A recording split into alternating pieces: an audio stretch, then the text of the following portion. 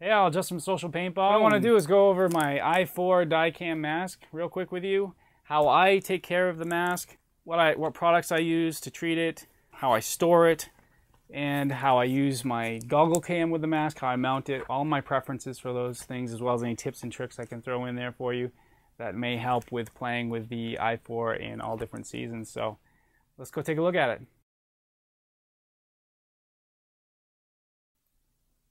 So as you can see, I've picked up a little tip here from actually Billy Wing at Dye of zip tying on an i3 visor to my Dye i4 mask in order to protect against rain going down into the ventilation of the i4 mask here on top. What I've done is there's a hole on the very back on each side, the same distance, and you can see you can just run the zip tie down through there and around and zip tie at the top and just cut off the zip tie. If you have a big head, you might have to, or depending on the distance that you've spaced the i3 visor, you might have to trim the i3 visor. You could just use a compass to mark out an arc and then trim it. I used a Dremel tool to trim mine, and then some sandpaper, some fine grit sandpaper to sand it down so that it sits flush on my head. In terms of ventilation for the i4s, what makes them really work well is having this large vent by your mouth and your nose area, so as you're exhaling, that moist hot air is going directly out into the environment, leaving your mask in the front as well as in the top. You can see the huge grill area you have here, and so that's really what allows the i4 to work very well. I play year-round in my i4s. I probably had over 500 matches in the different models of i4s that I've worn, and I've had them in all conditions from -10, I would say, or so, all the way up to 110. They are excellent. I'd say of the masks that all of the players have used at our club, everyone's had the best luck with the i4s. In terms of initial cleaning of the mask, of all the areas except for the lens, what you want to do is go ahead and remove the lens. After you remove the lens, you're just going to use, what I use is just a sprayer from a sink, kitchen sink, to spray out all these areas here, and then I pat it down with a paper towel. So that's how I get all of the paint off of these other areas, and then just let it air dry. Make sure the lens isn't in when you do it. The i4 lens system is a quick change system. It's very easy to take out and replace lenses, or go clean them if you need to on the inside. There's a clip that you can see here on the inside of the mask, and you basically depress that button and you'll hear a click, an audible click. So you go ahead and press that button on each side of the lens, and then what you do is you can go ahead and take a hold of the side of the goggle strap and push forward. And so let me show you on the top view here. As you push forward, you can see up here it's going to disengage the mechanism on each side. So you want this slid forward on each side after you've unlocked it, and then what you can do is you can actually push out the entire lens. Okay, so it just slides out after you unclip it. So that's how you remove the lens. So now that we've removed the lens, if you look at this, you'll see an actual seal around the entire lens, and what that is doing is it's sealing between two different panes of the lens, which create a thermal buffer space in between the two lenses, and that's what is called a thermal lens. And so that allows for a better anti-fog resistance by having that kind of insulated buffer zone between those two panels, those two lens panels. So you definitely don't want to submerge these in water. I think if it was temporary or a short period, it'd be fine, but this is kind of a foam attachment between these two lenses, and you don't want that to get too wet, as it may come loose and then you'll develop issues between the two lenses. Don't want that to happen. There are all kinds of lens options for the i4s. The HD fade lens is one I use most often because it really is a balance. It's the best of both worlds for different lighting conditions that you're going to enter when you're playing woods ball. So smoke lens, I find for myself and the style of play that I participate in, is best for the winter in conditions where you have a lot of sun reflecting off of the snow. And so when you have that bright snow reflecting a lot of sun, smoke lens is my choice for those conditions. So this amber lens is the one that you will get when you purchase the DyeCam i4.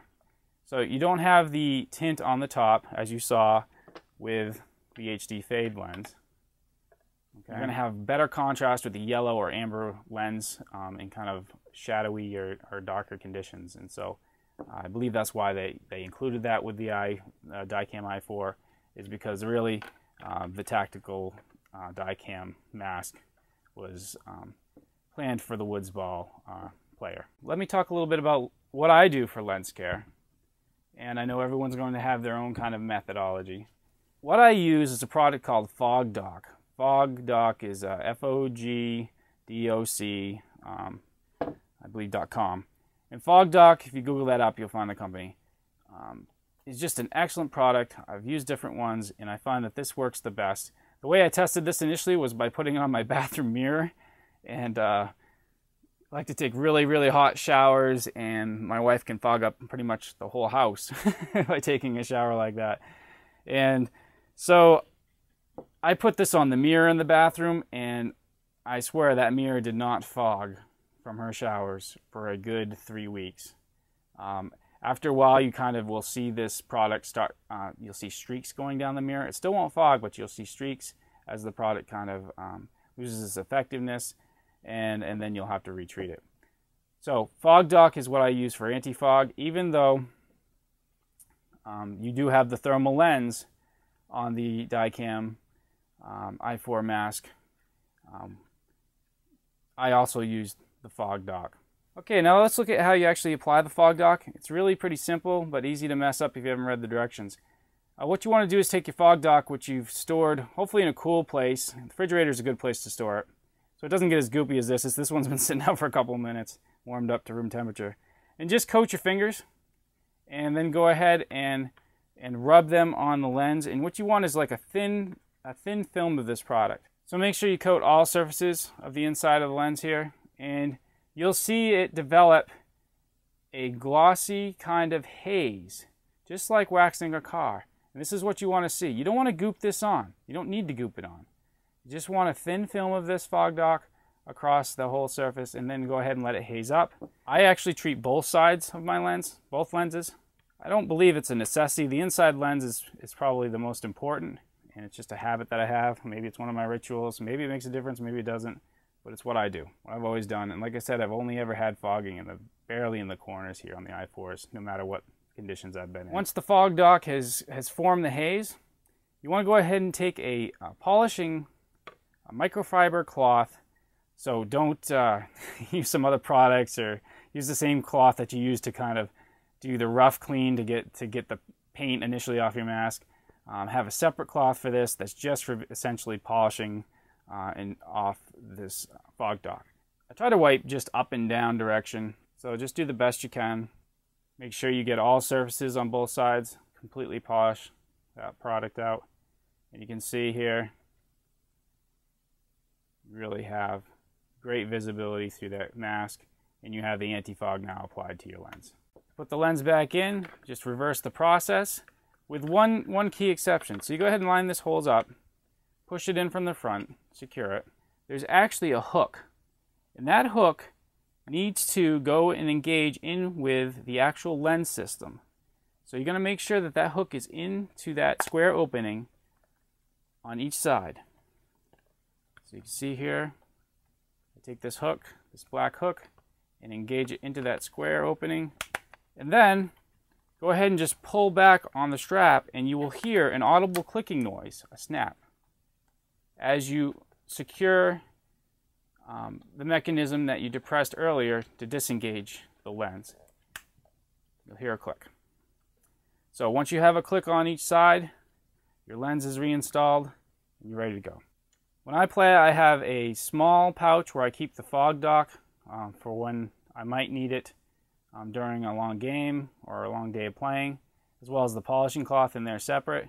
I've got my kind of second tier, if you will, cleaning rag. I have one in my pocket which is for the first clean. This one is more for the second polish. So this whole satchel here with my cleaning materials that I might need while I'm playing is attached to my belt, drawstrings closed, and I actually just got this from a set of headphones. and I loop that over my belt, and I stick this actually right into my front pocket. If it falls out, it just swings there, hangs there. Stick it back in. If I'm in a hurry, put it back in my pocket later. So it works out really well for me. I got everything I need to take care of my mask out in the field.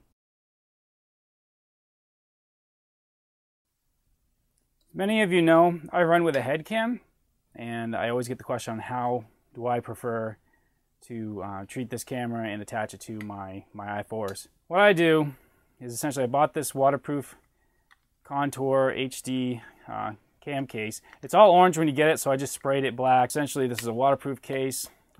My cam does get hit quite a bit, so you put that in there and then lock it down. So let me show you how I attach the Contour HD to my i4s. If you look here, there's actually an arrow pointing up. So you go ahead and basically just slide this. This is the goggle strap mount over your goggle strap. And then you'll have the mount in the rails, and you can see this button on top. Essentially, you tip this into this housing, and then you pull on top of the latch here. So you do that in kind of one motion. Make sure you don't pinch the strap, and it sits there. So that's it. So that stays in place right against your head. There's a little piece of padding there. It feels fine. So sometimes it might get a little out of place, but once you play with it, you'll see what I mean. It's actually fine. It's very comfortable. I put it on my left side. A lot of you might think it's better to put on your right. But the problem with the right-hand side is if you're right-handed, you've got the camera on the right-hand side, you're going to be looking around a tree or something. This is my case and how I use this, or around a bunker, let's say. And as you do that, you're kind of tipping out. And as you watch this, as you tip out, the camera, if it was on this side, is going to tip quite drastically. And quite often as you tip and you're peering out, you look down a little bit. And so the camera's tipping forward and to the side. Basically, you end up with really horrible footage and camera angles in general out of everything you shoot. You might get a couple good ones where you're straight on looking at them. But I found to get much better quality shots by having on the left side.